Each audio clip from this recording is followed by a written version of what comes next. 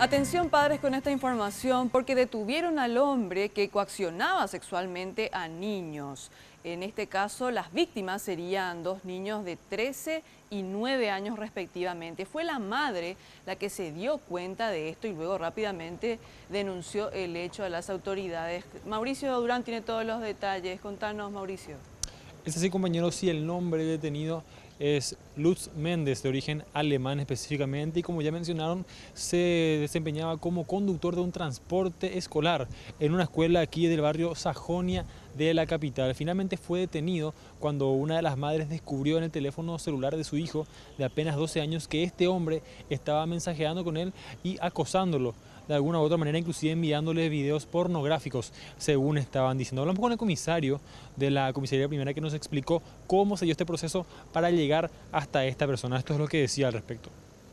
El acoso consistía por vía mensaje de texto y por WhatsApp. Se enviaron fotografías, inclusive, ¿de qué tipo, comisario? Tipo así de menores desnudos, inclusive videos con contenido pornográfico. Y también los mensajes con contenido así como queriendo conquistarle prácticamente al niño, ¿verdad? Este menor de 12 años.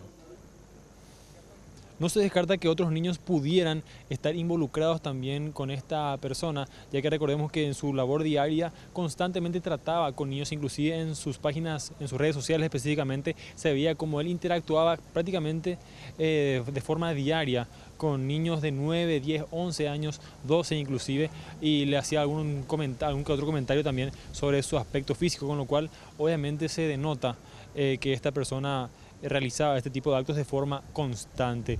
Para la policía es bastante importante, según nos estaban comentando, cuidar a los niños, verificar sus teléfonos celulares de vez en cuando y también saber con quién estamos dejando a nuestros hijos, en este caso, por ejemplo, en el transporte público. Esto es lo que decían.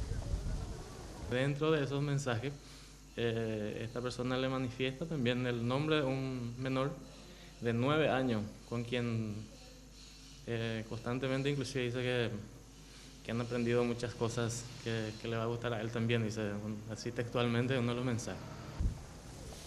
Y el caso ya está a cargo del juez Alcides Corbeta, quien mencionó que en horas de la tarde se estaría ya sabiendo cuál sería la disposición que se tendría respecto a esta persona. Por el momento es todo, compañeros.